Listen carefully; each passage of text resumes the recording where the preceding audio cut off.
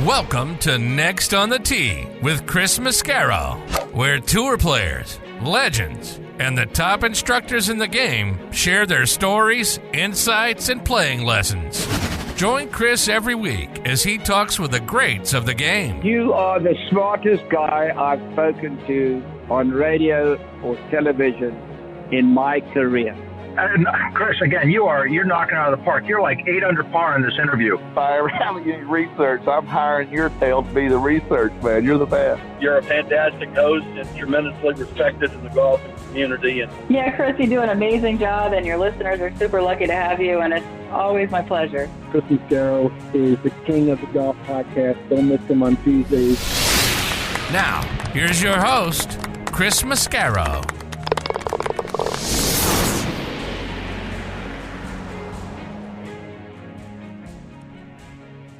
Hello, everyone, and thanks for coming back and joining me this week on Next on the Tee. I'm your host, Chris Mascaro, and welcome to Masters Week, my favorite week of the year. Nothing outside of Christmas feels as magical as this week does. From the tradition like no other, to Magnolia Lane, to the $1.50 egg salad and pimento cheese sandwiches, to the perfectly manicured fairways where weeds don't dare grow, to the back nine roars, and the green jacket. It just doesn't get any better than this. And to that end, we're going to be talking all Masters all the time this week on the show. We're going to go Masters past with some great players that have actually played in multiple Masters, and we'll get their present thoughts on the guys out there playing this week and who they may like to be donning the green jacket come this Sunday evening. We're going to do it with 4 great friends of the show. And leading off is going to be our resident director of instruction, Tom Patri, a long overdue return visit to the show. He'll be followed by a 21-time winner between the PGA Tour and the Champions Tour, and that's John Cook. Leading off part 2 of this week's show is going to be 1989 Open champion Mark Calcavecchia, who is actually over at Augusta National this week, staying in Augusta, out there intermingling with the patrons, walking the grounds, enjoying all the sights and sounds and the merchandise tent over there. A lot of great stories with Mark. He'll be back on leading off part 2, and then we'll round it out with one of the great instructors in the game in my Goomba, Rob Strano. So like I say, we're going to get a lot of Masters talk, a lot of really great stories, and we're going to have a lot of fun this week here on the show. And as always, thank you all so much for tuning in and taking the journey with me this week. Before we get into all of that, and as I've been saying to you guys all season long, our resident director of instruction, Tom Patri, and I have been working with a company called Kickpoint, and they have done some magical things with our logos and created some polo shirts with some wonderful designs where they take our logos and turn them into designs on a polo shirt. They're absolutely outstanding. Kickpoint Golf is a private label custom golf apparel company making bespoke polo shirts, quarter zips, and hoodies for those selected clubs looking to take their branded game to a whole new level. If you want to check out their apparel, and again, it's going to knock your socks off, send an email to info@kickpointgolf.com. They'll get right back to you. There's no middleman. They're going to go right to the guys that do this work. You're going to check it out, and you are really going to love what they do. I'm going to start showing the polo shirts that they designed for me on my Instagram, at CT Mascaro. Check them out there so you can get a sample of what they look like. These guys know where it's at. Now let's talk about golf getaways and buddies trip locations. When you're thinking about that, think about our friends over at the Macklemore, which is a wonderful resort located just south of Chattanooga, Tennessee, high atop Lookout Mountain. It is a casual 2-hour drive from Atlanta, Nashville, and Birmingham. The existing Highlands course is now ranked in the top 100 courses you can play in the U.S. by Golf Digest.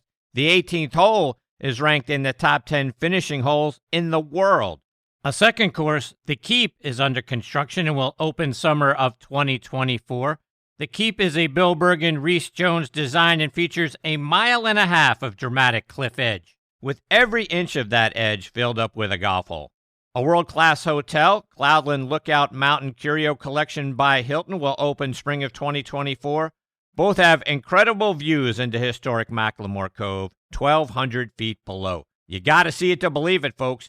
Stay, dine, and play golf above the clouds at Macklemore. Go online to macklemore.com to book your stay and play package. Now let's talk about the new P790 irons from TaylorMade. From the very beginning, P790 irons have been rooted in clean aesthetics and thoughtful design.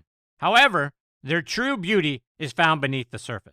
With AI-optimized weighting and speed foam air on the inside, every iron is uniquely designed to perform exactly how you need it to. As striking as they are on the outside, their true beauty lies within. Learn more about the new P790 irons from TaylorMade by checking out their website at TaylorMadeGolf.com. Okay, finally back with us after a very long hiatus is our resident director of instruction, Tom Patri. TP is out there, as you guys know, improving swings and short games for the folks at Twin Eagles Club in Naples, Florida. He's a 13-time Golf Magazine Top 100 teacher, a 4-time PGA Teacher of the Year, 3-time Golf Digest Best in the State, including this year and that edition. And he is back, and I couldn't be more excited with me here this week on Next on the Tee. Good evening, TP. How are you, my friend? Oh, Christian boy! I missed that. TP, where have you been? I am laying on a bed in a guest room in Sea Island, Georgia, overlooking the marsh. Just got done hitting a few balls at Ocean Forest, heading out to dinner with some friends, and life is good, Chrissy. Life is good. Ah, good for you, TP. So happy Masters Week, by the way, my friend. Chris, your favorite and my favorite week of the year. I think I can speak for you on that one. Can I not? Absolutely, you can. You kidding me? I'm tickle me pink and various other colors, azalea colors for that matter. Yeah, so we Denise and I typically come here to Sea Island to some friends that have a house here at Sea Island, Masters Week, or split the week between Augusta and here. And this year it's all Sea Island because as you know, we have a new puppy and he's not ready to be left alone yet. So we had to kind of do some. We had to really kind of rough it here at Sea Island for the week. You poor thing. Yeah, I know exactly. So, Tom, I was looking back at a lot of Masters history, looking forward to this week's show. And really, I was checking out some of the par 3 contest winners. And I know you're friends with the Harmon family, particularly Bill Harmon. And his father, Claude, obviously won the 1948 Masters. 20 years later, in 68, I saw, at the age of 51, he made back-to-back aces during the par 3 contest on the 4th and 5th holes. Yeah, an amazing feat to do that, not only twice in 9 holes, but on back-to-back holes. But did you ever talk to the Harmon boys about their father and him winning the Masters and all the time that he spent there at Augusta National? Actually, I've talked to only Billy about it. Chris, on one occasion, I had some conversation with Billy about Dad, and all the boys, and I've heard the boys speak about him at seminars and at speaking engagements. Billy and I spoke in person about him. They revered their dad. He was a tough taskmaster. I met Mr. Harmon one time before he passed, for a brief second. He was a very imposing figure, just one of those guys that, kind of filled up the room, but the boys loved their dad, and revered him, and respected him tremendously. And obviously he obviously did pretty good because he put out four great products, and Dickie, Billy Craig, and Butchie. So that's a hell of a legacy to leave behind. Those 4 guys, they're all tremendous at what they do. And what people don't realize about the 4 of them, all 4 of them are very fine players too. Tom, we all know about the curse of winning the par 3 contest. I'm curious, do you believe in superstition? If you were a guy that was going to be playing in a Masters tournament and you went out there to play in the par 3, would you try to win it to get the trophy? Or if you happen to be in or around the lead of the tournament, going to the 9th tee, you dumping a few in the water? If I was that fine of a player, and we're both Italian in heritage, and I got to number 9 and I was 5 or 6 under, you can bet I'd be ponding one of those babies. There's no doubt about it. No doubt about it. Yeah, I always get a chuckle when some guy's leading and he gets it on the 9th tee or even on the 9th green, and then all of a sudden he accidentally puts one into the water. Like, really? Wonder how that happened. Oh, guess what? I'd be right behind him with the life preserver, pal. I'm in there too. With you. I also know you were one of the couple dozen people who were there when Gene Sarazen made the shot heard around the world for double eagle on 15 in 1935. Is that your favorite Masters memory? Maybe do you have another one? Oh, I got to tell you my Gene Sarazen story. I think we've talked about this, Chris, but I became really good friends during my Westchester years with Ken Ventura because when we had the Buick Classic at Westchester, Ken would come and obviously do the tournament for CBS with Mr. Nance. And Kenny and I became really friendly. And Kenny invited me the first time, long before I lived in Naples, long before I lived in Naples. Kenny invited me to Naples / Marco Island to spend a day, play golf, and hang out and just talk golf. And I showed up to meet him at his club, and we were going to have lunch in the men's locker room before we played. And he said to me, I invited a friend along. I hope you don't mind. And the door opened up literally, and in walks Gene Saras in knickers, shirt and tie, jacket. And I almost fell off my chair, obviously. And he didn't play with us, but he rode around. We had lunch and we talked, and he rode around with us because he was kind of past his playing time. But it was awesome. And yeah, I was there. I was there when he made that shoe. Chris, you're absolutely right. I was right there as one of the few people in the gallery at that point. I turn 175 this year, so I was there. But yeah, no. But my favorite, my favorite Masters moment, basically because I'm prejudiced and it's a friend, was when Freddie parked it on the bank on number 12 and then got up and down and made 3 and then went on to win. So that's my favorite Masters moment. But there's so many great ones, and that's just because he's a buddy. But every year, we wait for the back nine on Sunday, Chris, and something crazy happens. I mean, whether it's what Spieth did on 12, Molinari did on 12, the shot Phil hit out of the pine straw on 13, something crazy always seems to happen on the back nine on Sunday. You just know something's going to happen. It's just not going to be smooth sailing all the way. And this year will be no different, I'm sure. So let's go back to what you said a moment ago and Freddie winning and the shot on 12, because him winning that tournament had to be ordained by God, because, I mean, that ball doesn't come anywhere near getting on the green. How it doesn't bound off the bank of that green and bounce into Rays Creek, or at a minimum, hit the bank and roll back into Rays Creek is just, it's mind-boggling. Did he ever tell you about that shot and talk about how in the world the grass seemed to hold that ball up when it's never done that? Well, when I pressed on the story, he just kind of, and you got to know Freddie to appreciate this. He just starts laughing and shrugs his shoulders like, "Dude, you think I have an answer? Because you don't have an answer. I don't have an answer. Jesus Christ have an answer to that one. That doesn't make it gravity. He defied gravity there, right? I mean, at that ball, if you hit 1,000 shots into that position, 999 would go in the water. But when you're supposed to win, when it's your time, those things seem to happen, don't they? And it was his time. It was just his time. Tom, you've walked that course several times, as have I. And, I think there's a lot of things about that golf course that people who have never been fortunate enough to get out on that property just can't appreciate. Television doesn't do it justice. We talk about it all the time, the elevation changes.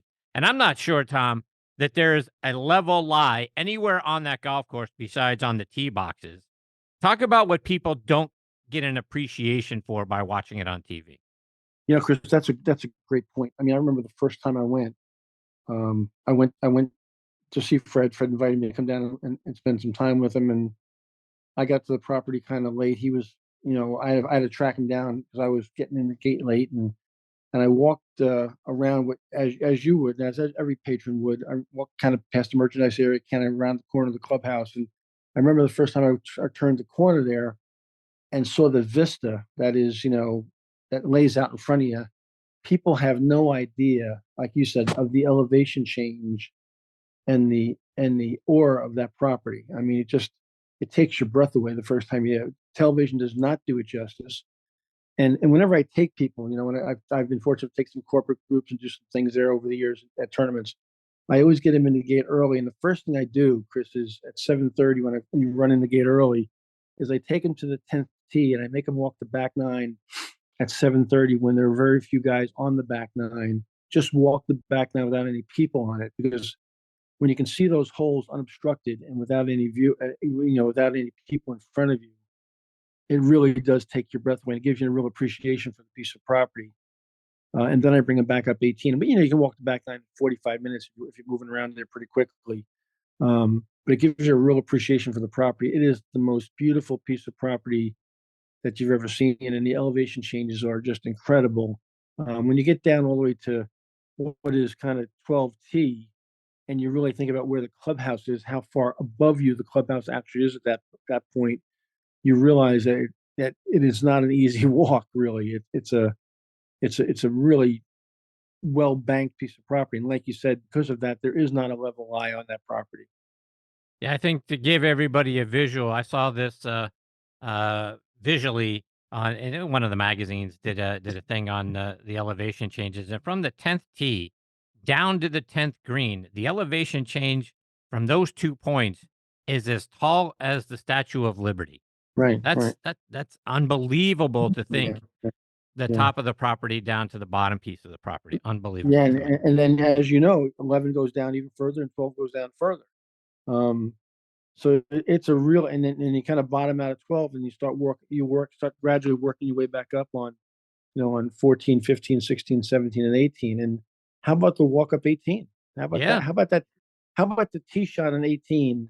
I mean, you're hitting it out of a thimble, just straight up a hill, and you got to hit that ball. I mean, I hate to burst both of our bubbles, but if I stood on the back tee on 18, I don't think I could hit. I don't think I could reach the fairway.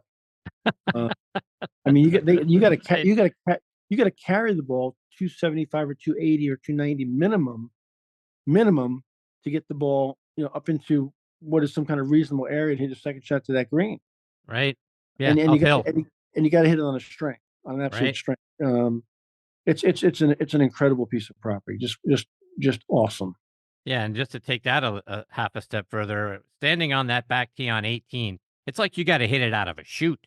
I mean, Yeah. there's trees; those trees on the left come into play. We saw Jordan Spieth when he had an opportunity a couple of years ago coming down the stretch to possibly get into a playoff, hit a branch on the left trees and bounce it into the further Yeah. into the trees. The right-hand side is a bunch of trees and bushes. It's an intimidating tee shot No, just to get it going. there's no wiggle room right there at all. None at all, really. Right. I mean, and even like the tee shot off the very back tee on 11 is no bargain either. I mean, there's several tee shots there where you cannot, the ball cannot curve. You have to just hit the ball middle of the club face on line, or you don't have an option. If you were to get in there in the morning as a patron and have your chairs, and one of the great things about Augusta National is you can go in there, put your chair down, and no one's going to touch it all day long, even if you're not sitting in it. But do you have a favorite hole? Are you going to plant yourself somewhere on Sunday to watch all the guys come through? Do you have a favorite place that you'd want to be? Because I'm not a sitting. Me well enough to know I'm not a sit still guy. So I'm not a guy who's going to plant the chair. If I was going to plant a chair, probably be, I actually like the stands they've built to the left of 16T, because you can watch from those stands on the left of 16T.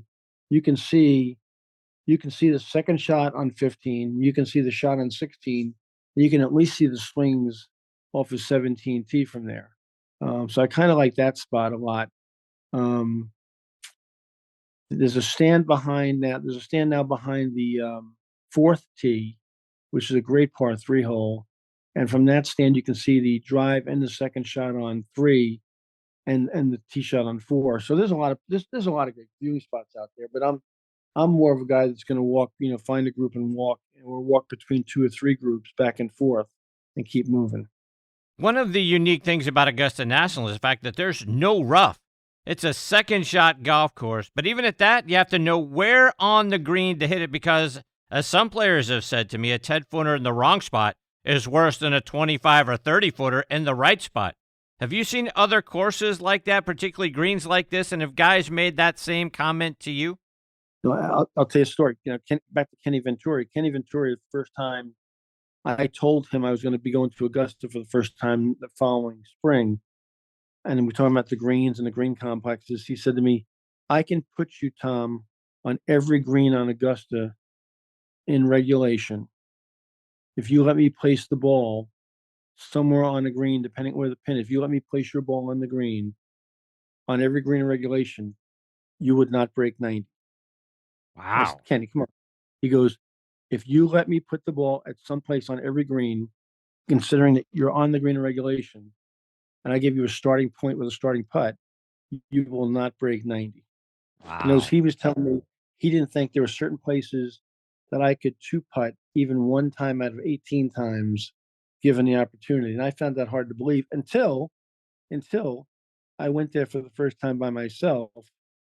And again, the first time I went there to see Fred, and I got an up close look at number one. And I mean, when I say an up close look, I was fortunate enough, and I can't even tell you why this happened, but I was inside the ropes for a little while, and I stood on the first green with Joey and Fred, and I looked at Joey. I said, where's the easy pin placement?" He goes, there is no easy pin placement, TP. There's not one. The first green, when you stand on it and you actually stand there and look around, it is absolutely scary as crap. I mean, you realize you're you're on the first green. You got 17 more of these to go. Good luck, pal. Strap on. People do not understand how talented these people are when they hole putts on those greens in those conditions under that pressure. They don't understand. There were a lot of great legends that never won the Masters. Is there someone you always wanted to see win it, but unfortunately he never got it done? He's still out there and he's still trying. His name is Ricky Fowler. For me, um, I just think it would change his whole legacy. It would be good for golf. It'd be a great feel good story. Um, that's kind of one for me. But a man that I was very close to, people out there listening will have to look up this one because it's probably not a familiar name. But I had a man on my staff at Westchester named Harry Lighthorse Cooper, um, who finished second in the U.S. Open. He finished second at the Masters and was runner up at the PGA one year. Played most of his golf in the 40s and 50s. Had a hell of a career. I think he won 40 events on what was the early tour. It wasn't the PGA Tour; that was just the early tour.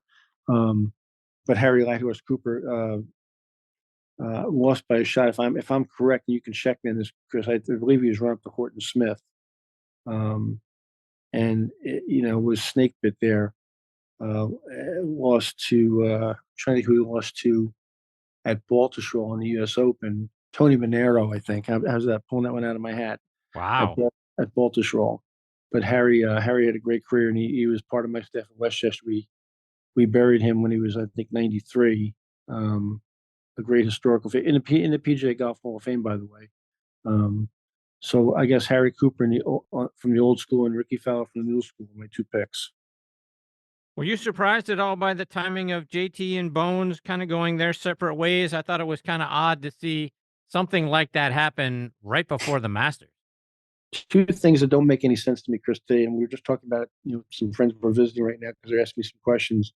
JT and Bones split up, and the timing of that makes absolutely no sense. And we'll never hear the inside story and those kind of things. Something happened, obviously, there because it makes absolutely zero sense to do that right now, especially with the guy in your bag who has had a winning bag on several occasions, and one of the really good caddies on the PGA Tour, all-time great caddies. And then the other thing that makes no sense to me is let's go back about 10 months ago. How was Victor Hovland playing 10 months ago? Might have been the best player in the world. And no offense to Scotty Scheffler, but was having an incredible run, capped off at a great Ryder Cup. And then he decided to change swing coaches, and has changed them 3 times in the last 150 days. What the hell is he thinking? And can't find the club face right now. So, what people don't realize, my members do kind of goofy things sometimes when you're working with them on the lesson tee, and these tour players do things that are just as goofy sometimes. And if you can explain JT and Bones to me, and you can explain Victor Hovland to me, you can give me some answers. I surely don't understand or know the answers to. Yeah, let's talk about something else that was a head scratcher to me because speaking of changes, both Scotty Scheffler and Brooks Koepka have recently made switches to mallet putter. Scotty going to a TaylorMade Spider putter and Brooks with a Scotty Cameron Phantom X5.5. That seems like another odd thing to be doing, changing a putter either for Brooks right up to when you're playing in the Masters and Scotty just a couple of weeks ago, especially as you were mentioning a little bit ago, trying to navigate the green just hard enough. Trying to navigate it with a new putter seems like almost impossible. I think, Chris, the other side of that is we've seen a lot of players, a gross amount of players go from a blade to a putter in the last probably 24 months, 36 months. You can check me on this, but I think it's a very high percentage of mallet putters on the tour right now. I had putted with a blade my whole life and went to a mallet about 2.5 years ago, and I putted with the same putter from the time I was 11 years old to 2.5 years ago, and switched to a mallet and found it incredibly more easy to aim. More balls started on line. I've always been a pretty good putter, but it made my life a lot easier. Hey, listen, if you're putting bad, I mean really bad, and Scotty was putting awful, he's gone on a hell of a run since he made the switch. I didn't know about Brooks until you just told me. Uh, at least Scotty did it 3 or 4 weeks ago, before a major. But did it before TPC too, not too long before TPC.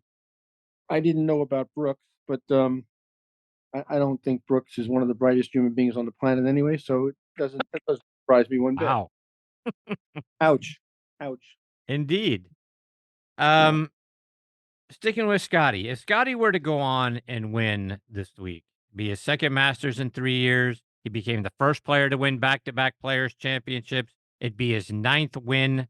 Is it time to start thinking of him in the same way that we did with Tiger back in 97, 98? I mean, what it would feel like to me is that Ben Hogan handed the baton to Jack, Jack handed it to Tiger, and it would almost feel like Tiger is now handing it to Scotty if he were to get a win, either at the Masters or one of the other majors this year.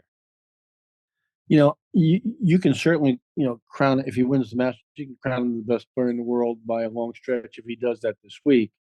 But Chris, for me, somebody, whether it's Scotty or somebody we haven't even heard of yet, has to come along and do some things much more incredible than that, be mentioned in the same breath as Tiger Woods. I mean, the things that he's done in the last, 20 years of golf, the record, the tour wins record, the majors, the shots he's hit, the clutch shots he's hit in key moments, the putts he's holed, the incredible escape artist that he's been. I don't put anybody in the same breath with Tiger right now. And you and I aren't the biggest Tiger fans in the world. We both talk about that a lot off air, but you got to give him all the respect in the world for what he's accomplished. And Scotty's on a hell of a run. Don't get me wrong, but he's not Tiger Woods. So one more before I let you go. So I got to get a winner from you. I know you said a little bit ago you're rooting for Ricky Fowler. If it's not Ricky, who you pulling for? I've been asked that question, Chris, 25 times this week by members and friends. I was asked it tonight at dinner. I'm not at dinner, just when I arrived here at this people's house that I'm staying with. Um, for the first time in a long time at this event, I can't pick a clear favorite.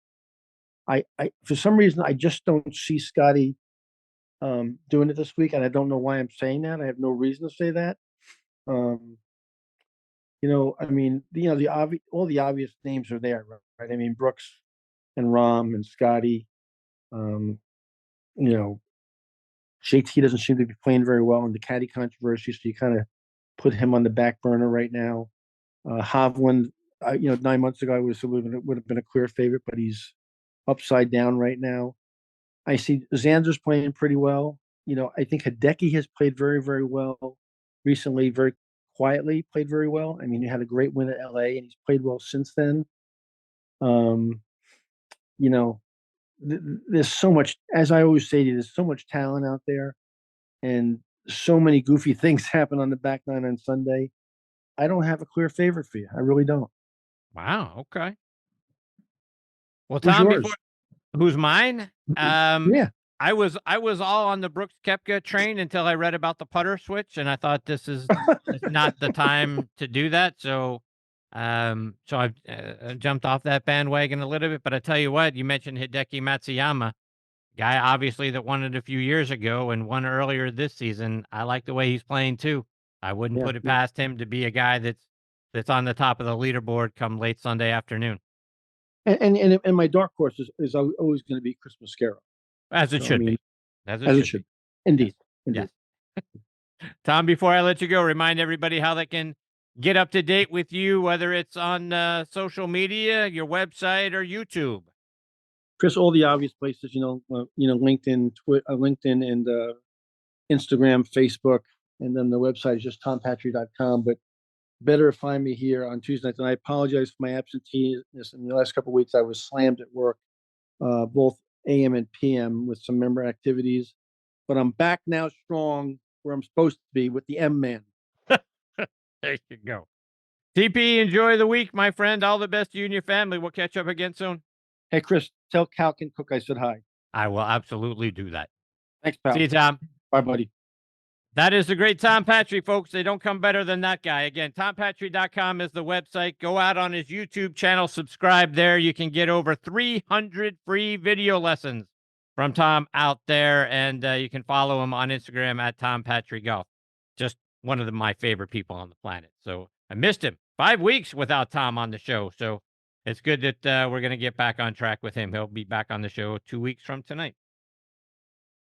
Okay, coming up next with me is going to be a guy who won 21 times between the PGA Tour and the Champions Tour, and somebody who's become very special to me, one of my all-time favorites here on the show, and that is John Cook. Before I get to Cookie, I was talking with Eddie Dry, VP of Domestic Sales for Strixon Cleveland Golf, at the PGA Merchandise Show earlier this year, and I said, Eddie, I like your CBX full-face wedges. How can they help an average player like me play better? Here's what he had to say. An average player, I use one, and I'm in some lies that you can't even believe. And I need all the help I can get. And the face is bigger, and the grooves go all the way up and all the way out to the toe. So if you hit it on the toe, you miss it, bam, there's a groove. So I like that. So I carry a 58. There you have it, folks. Try the new CBX full-face wedges from Cleveland Golf. I also want to give a shout out to my friends over at On Point Golf and their great On Point ball marker. Get the #1 ball marker in the game of golf. On Point is the only 3-dimensional ball marker out there with alignment technology and a removable coin that is approved to use according to the rules of golf. As you know, putting is all about line and pace. Mark your ball with On Point, engage with your 3-dimensional ball marker, and have more confidence in your line, execute the putt, and you're going to lower your scores. Do what the likes of Jim Furyk, PGA professionals, and amateurs alike are doing now. They use the #1 ball marker in golf and they lower their scores. You know Ken Duke and Thongchai JD. They won for the first time on the PGA Tour in 2023, and they were using an on-point ball marker. Get yours at onpointgolf.us and make more putts. And oh, by the way, you can also customize the removable coin for any club, event, or corporate outing. They make really great tee gifts and custom products. That's also going to help lower your score. I use on-point ball markers. Mine is black and gold, 3D black golf ball with a gold line down the middle to help me line up my putts. It's like having a 15th club in my bag. It's helped my game. Why wouldn't you let it help yours? Again, onpointgolf.us. See what I'm talking about. Order yours today. Now let's talk grips. I want to tell you about Lambkin grips. Every shot, as you know, has its own unique feel. The trick? Feel comfortable with each one. And comfort is built into the very DNA of Sonar Plus Black Grips. Composed of their Genesis material that provides supreme comfort and durability, with their fingerprint technology, creates a strong connection and unforgettable touch. The game changes from shot to shot. The feel in your hand shouldn't. Lambkin, feel is everything. All right, and speaking about back with me is now John Cook. John is a 21-time winner between the PGA Tour and the Champions Tour. Let me remind you a little bit more about his background. He's from Toledo, Ohio, but grew up in Southern California. He went back and played his college golf at Ohio State, where he was a 3-time All-American. He helped them win 3 consecutive Big Ten titles from 1977 to 1979 and the 1979 National Championship. John won 6 individual titles while he was there at Ohio State. He also won the Les Bostad Award for the lowest stroke average in the conference each year from 77 to 79. He was inducted into the Ohio State Hall of Fame in 1986. He won the U.S. Amateur Championship in 1978 and finished second to Marco Mira in 79. He won several amateur championships during his time out there in California, including the California State Am in 75, and then back in Ohio at the Ohio Am in 78 and 79. He would turn pro later in 1979, and he got his first PGA Tour victory at the 1981 Bing Crosby National Pro Am. He won again in 1983 at the Canadian Open, beating Johnny Miller in a playoff. John has 7 top 10 finishes in majors. He was named the 1992 PGA Tour Comeback Player of the Year. And in 2013, he was inducted into the Southern California Golf Association's Hall of Fame. And I couldn't be more excited. He is back with me again this week here on Next on the Tee. Hey, Cookie, how are you, my friend? I'm good, Chris. Thanks for having me. Always a pleasure to talk to you, my friend. So welcome to Masters Week. And I got to ask you, in the golf season, where does this week rank for you? You know, it's really interesting. It's a very, very special week, obviously, but probably for not the reason that you were thinking. Our middle daughter was born during Masters Week in 1984, and I actually missed her birth because. So I'm sorry, pick it up from where you left off. You got your middle daughter was born? Yeah, Courtney was born on April the 11th in 1984. I actually had left and arrived in Augusta that morning to play the Masters because we thought, I was home for the 2 weeks prior, and she never arrived. So we thought, well, there must have been a miscalculation or something. Jan was feeling fine, but just no baby on the way. So I left that afternoon and then arrived the next morning to play a practice round and then get ready to play on Thursday. And sure enough, I'm hitting balls on the practice area on Wednesday morning, and got the news that Courtney Catherine Cook was born that morning. So wow. It was a very special week. I always loved the Masters, Chris. It never loved me back for some reason. I had a bad record around there. I was always really prepared and playing well going into Augusta week. And maybe I just over-prepared and over-practiced myself. And by the time I got to Thursday or Friday or to the weekend, I was pretty much spent. I don't know what it was. I loved it so much, everything about it. From the first time I stepped on the grounds with Ken Venturi in 1979 as an amateur, I knew I was going to fall in love with Augusta National. Do you remember the first time that you and Mr. Venturi drove up Magnolia Lane? Yeah, I drove up. I got in on Sunday and stayed one night in the Crow's Nest with Bobby Clampett before my family was arriving in Augusta. We had rented a house. So I actually was there, that evening on that Sunday evening.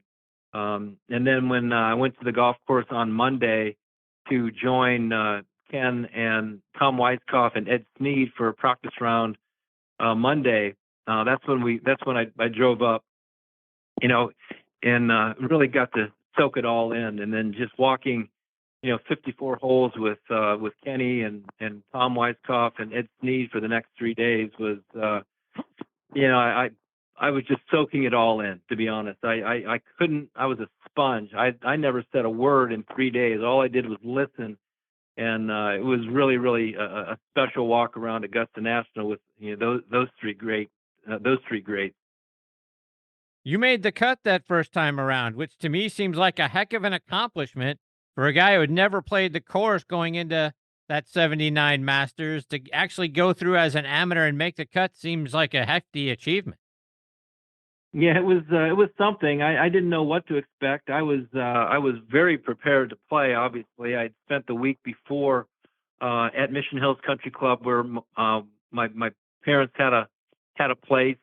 I was there all week. It was during the Dinah Shore week, actually, and I played a couple days in the Pro-Am, and then I got ready there at Mission Hills, just off by myself, just practicing at the end of the range, not trying to get in any of the the LPGA Tour players' ways. And, so I got some great preparation done. And then when I, got to Augusta and played those 3 practice rounds, boy, I was ready to go. So my first tournament round was with the defending champion, Gary Player. And I shot 71 and felt comfortable all day. I knew Mr. Player from playing a lot of amateur golf with his son, Wayne. So, we had a nice walk around and I enjoyed it. And from then on, I loved it so much. like I said, Augusta didn't really love me back. John, over the course of your playing career, I believe you played out there 15 times. Did you collect any great Augusta National memorabilia or things along the way to kind of preserve the memory of being able to actually be a part of that tournament? Oh yeah, I got some crystal. I got some eagle crystal. I got low round a couple of times. Low round crystal. I actually led after 2 rounds. I led after 1 round in '87, and then was tied for the lead after 2 rounds in '87 with Larry Mize the year that he won. So I got some crystal, and it's been proudly displayed here in the cookhouse. So it's like I said, it's a very, very special week, and I wish I had a better record. Honestly, I either missed the cut by a shot, or I played on the weekend and didn't fare very well. Usually that 11th hole was mostly to my demise on Sundays. I think I made a couple of sevens there when I was in the top 10 or near the lead. So that hole always gave me the shivers when I got on that tee. Talk about how tricky the 11th hole is, because I'm sure you're not the only one that had a tough time coming down and trying to get on that green. Yeah, it was interesting. I always drove it well, and I always thought I had the right shot shape to hit it into any of those hole locations. And the times that I made big numbers, I had the golf ball I was swung it across the slope, and it would end up just getting into the hazard, the yellow hazard. And I promise you, that drop area was no bargain. That drop area was sandy. The cut was a little bit longer than the fairway, and when you dropped it, I mean, you knew that you had your hands. You were in trouble. You were in trouble. It wasn't any easier from 50 yards over that water, or from 200 yards with a 4 or 5 iron down that hill. So it was pretty scary. So that number 11 got me. I always have heard about 12 and trying to figure out the wind when you're standing on that tee. It swirls back there. The flag may be going in one direction, but the wind at the higher levels may be going some other direction. How did you try to navigate what you needed to hit on 12? So basically, when I played my first practice round there, Kenny and Tom Weiskopf, basically said just, kind of where the wind direction is. But when you're about ready to hit, make sure that you look over at the 11th green and see where that flag is blowing. So I always had a good number right over the middle of that bunker. Didn't matter what tee it was the left tee or the right tee. I had the same aiming spot every single time, and that was over that little tongue in that front bunker, and another yard or two there, and just that's where I was looking. And if I got in the bunker, hey, that was fine. I think I only hit it in Rays Creek maybe once or twice. I did hit it up on that back hill one time. I remember playing with Ben Crenshaw one day. I think it was a Sunday, and he kind of got a 6 iron up in the air, and it never came close to clearing the creek. And I went, well, if he got 6 iron up in the air, he's a lot stronger than me. Well, maybe I'll try to I might try to flight a 5 iron. I mean, the wind was really ripping. That's how hard the wind was blowing. And sure enough, the wind stopped, like right in midair. And my ball, it might still be on Augusta Country Club back there behind that fence. I was way up in the pine straw in those trees back there. I'm guessing when you went through all those practice rounds with those guys, they were telling you to aim over that bunker, because, John, I'm always amazed, and I've talked about it on this show many times, of how guys get sucked in on Sunday to try to aim to that right pin placement. And 9 times out of 10, when they do that, the ball ends up going back into Rays Creek. The shot is always, to your point, no matter where the tee is, always over that bunker. Did those guys warn you about, yeah, it's going to look very inviting to get to that right pin placement, but don't do it? Yeah, exactly. I mean, back in those days, it was every once in a while it might have been a 6 iron shot, but it was mostly a 7 iron shot. So, it was a little over 150 over that bunker. And Kenny, he would always say, hey, take a look at that flag stick. There's nothing wrong with looking at that flag stick, but don't make that your last look. Your last look needs to be right where that target is, and that's right over the middle of that bunker. So I had some pretty good success with that right pin.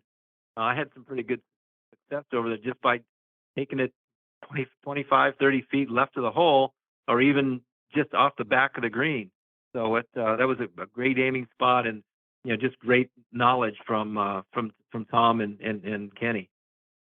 John, I was talking to Tom Patri in the first segment here about Scotty Scheffler and the great run that he has been on over the last couple of years.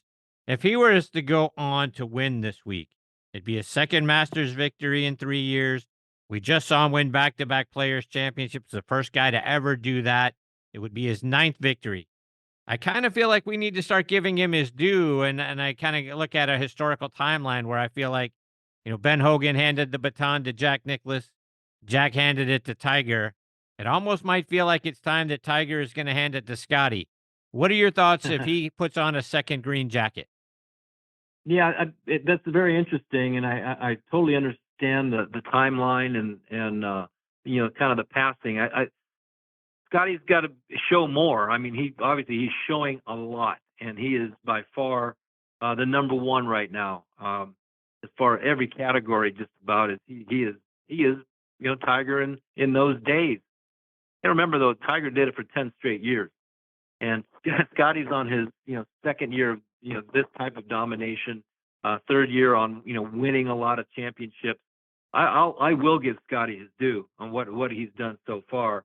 I pumped the brakes a little bit on anointing him the next Tiger Woods, because there just won't be one. It's not going to happen. Not in my lifetime, maybe in some other lifetime. And that I witnessed it. I saw it. I never, he not only did he pass the smell test, the eye test, the sound test. I mean everything, but he did it for 10 straight years, and that's something that nobody ever did.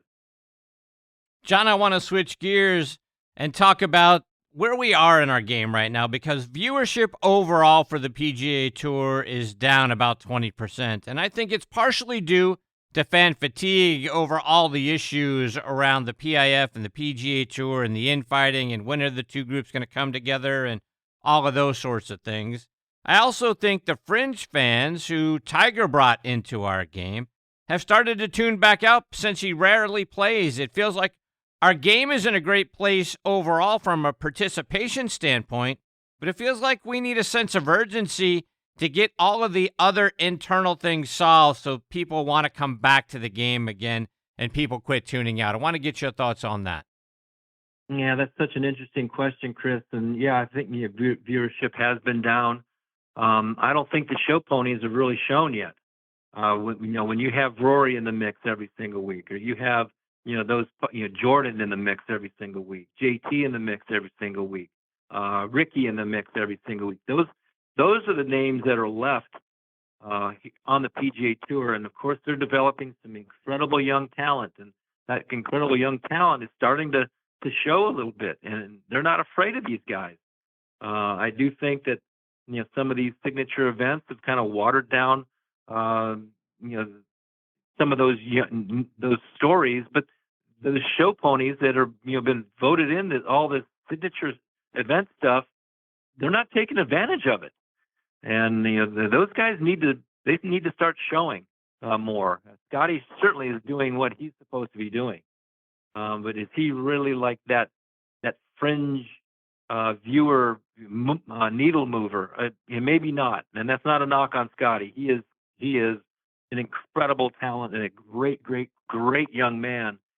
But a lot of those names that the viewers were very familiar with are no longer there, and they can only play in certain events. And at some point in time, I think there's going to have to be some sort of an agreement or a handshake or something that's going to get these players to compete more often together. Not all the time. It's not a free welcome back. That is not what I'm saying. But I think that there needs to be some sort of, a transition, into some other events other than the four majors, because they can't play the players. So that's it's just I think a combination of things. The new young stories are starting to emerge. The Wyndham Clarks are starting to emerge. The Nick Taylors are emerging, and they're playing very well. They're playing very very well every single week. And there's some other great stories, but to get some of those fringe viewers back, these show ponies, they need to be up there. They need to be showing it a little bit more and taking advantage of what they all voted in, and that's no cut, basically 70 players, no cut, and they're not taking advantage of that. John, just a couple more before I let you go. And I think you are by far one of the best golf analysts that we've ever had in this business. You've been doing a great job for several years, and you're one of my favorite voices to listen to. I think the same of Gary Koch and Roger Malpe. It feels like the networks are out there searching for who the next guy should be in the booth. And I'm saying to myself and anybody who will listen, we've had three of the best for decades now in the booth. Why are we looking for somebody else to come in there and be on the mic? It's just my opinion, but I don't think there's any young viewer that is sitting back saying to themselves, I'm not going to watch golf because the guys that are on the mic here, those guys are old and I want a younger voice. I don't think that's a decision that anybody is making, whether to turn a golf tournament on or off. I hate the fact that we are trying to get rid of three guys that have just been the best there is. Um, just your thoughts. Yeah, I really appreciate that, Chris. And you're right. Gary Koch and Roger Malpe are two icons in the broadcast business. And I think, a lot has to do with, the reps that they did, the training, just being there, learning, watching, observing. But I think too, and this is what I try to do, and this is, where I've learned a lot is, we're thinking out loud as players. Roger Malpe won 5 times on the PGA Tour. Gary Koch won, I think, the same, maybe more. I won, double digits on the PGA Tour, and we have the passion for what we're doing, and that's basically calling the golf shot as we see it or as we felt it under those same circumstances and those situations. I don't know. I wish I had the answer on why Gary and Roger were moved along. I know it had a little bit to do with an age thing, but then they hired my great friend Kurt Byram, who's 64, and Brad Faxon, who's in his 60s as well. So that's kind of a lame excuse.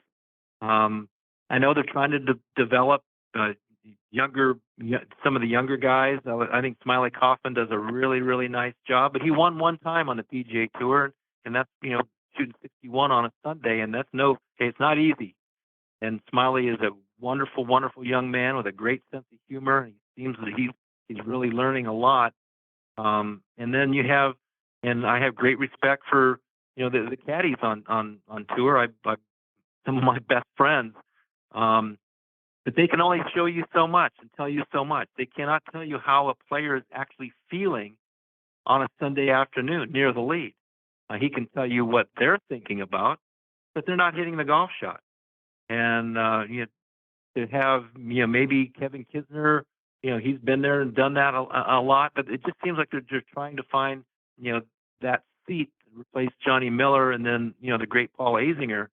And I think that they kind of bypassed some names or let go of some names that could do it for a long time, still have the passion, still have the energy to do it. And like I said, still have the passion to talk about golf being played on a Friday afternoon trying to make a cut, or Sunday trying to chase down a championship. There's a number of guys out there that have done it a lot. I can tell you how to win, Chris, and I can tell you how to lose. I did a lot of it both.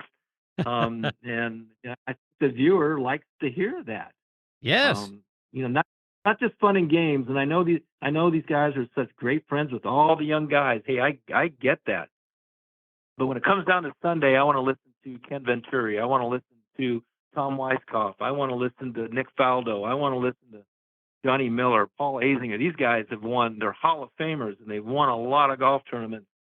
I would rather listen to them and then some comedy show coming down the stretch on a Sunday when everything's on the line and your mouth is so dry that you can't spit You can hardly take a glass of water.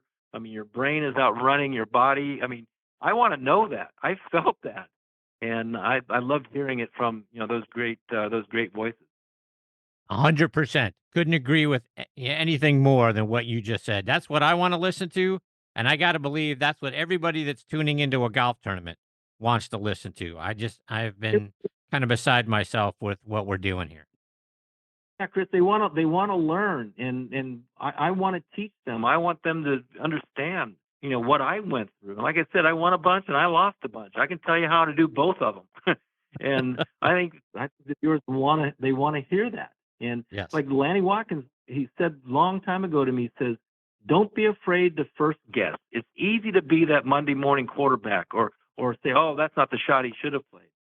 Well, you should have already set the shot up on what you would do. It may not be the same thing that that player is doing, but at least you gave a call and you went out on a limb to see what type of shot needs to be played here." So that's what I want to know. Yeah, 100%. And I think that's what everybody tuned in wants to know, and that's what we want to hear. I just, again, I hate the fact that we're fooling around with this thing when we've got such great talent that have been on the mics. Why are we trying to go a different direction when these guys want to be there? They know what they're talking about. They've been great voices for decades. You guys should be the ones that are on there. I wish the broadcast world would leave it alone. Yeah, I agree with you. It'd be fun to do. I would welcome it. Cookie, before I let you go, remind our listeners, how can they stay up to date with all the great things you're doing, whether it's following you online or it's on social media? Yeah, that's great. Thanks, Chris. Yeah, I'm on Twitter, X, I'm John Cook Golf. And on Instagram, I'm JNCOOKOSU on Instagram. I'm not on Facebook, but we do a lot of that. We talk golf. We have some fun. Poke at each other. So that's where you can find me. Well, Cookie, I can't thank you enough for taking time out of your night to come back and be a part of the show. You're one of my absolute all-time favorites. I really enjoy every time you come back and you're a part of the show. I love the stories you tell, and I always learn something along the way. So thank you very much for that. I appreciate it, Chris. Anytime. I love doing the show. Appreciate you. Take care, John. All the best to you and your family. We'll catch up soon. Sounds good. See you, John. That is the great John Cook, folks. Again, at JNCookOSU for Ohio State University, if you're not aware, on Instagram, and at John Cook Golf. You can find him on Twitter or X or whatever we're calling that thing these days. But a more knowledgeable, nicer guy you will not find. And the thing, like we said there at the end, or at least that, I wanted to get the point across. Cookie's just fantastic. I know you've all heard him call a tour, whether a PGA Tour event or a Champions Tour event. You know how knowledgeable he is. You know how honest and frank he is. You get a sense of what's going on out there in the player's mind and in that golf tournament when you've got John on the mic. The same can be said for those other guys. I mean, for crying out loud, Gary Koch has just been doing a great job for decades. So is Roger Maltby. Those are the voices we want to hear, to exactly what John said. When things are coming down the stretch, you want to know what's going through that player's mind. You want to know their experiences, whether, like John said, winning a golf tournament or hitting a shot that cost you a golf tournament. You want to hear about all of that and how that pertains to what's going on with what we're watching on the screen. I wish these broadcast executives would get it right and get off of changing guys. And it feels like we're doing on-the-job, training or on-the-job interviews week after week, different guys cycling through. No, put John Cook in there, put Gary Koch in there, put Roger Maltby in there, and let's let a golf tournament be what we want it to be. Whether we're watching it or we're listening to it on the radio, we want the best that have ever done it to be out there doing it. And those are three of the guys that should be there, in my opinion. Very much appreciate John's time. Look forward to having him back on the show again, hopefully a little bit later on in the season. All right, my friends, that's going to wrap up part one of this week's show. My sincere thanks to Tom Patri and John Cook for being a part of it, and for you for tuning in and listening and being a part of Next on the T Nation. You guys are outstanding. I hope you'll come back for part two, which is going to feature Mark Calcavecchia, who is actually over in Augusta right now. A lot of great stories coming up from Mark, from being on property, from his experiences playing there. I've got a bunch of fantastic stories from Mark, and including the fact that it was he and Ken Green who started the idea of skipping the ball across the pond on 16 during the practice rounds. You're going to want to hear that story. And following him is going to be my Goomba Rob Strano, one of the best people on the planet and a fantastic instructor on top of that. So I hope you'll come back and check out part 2 of this week's show. In between now and then, hit him straight, my friends.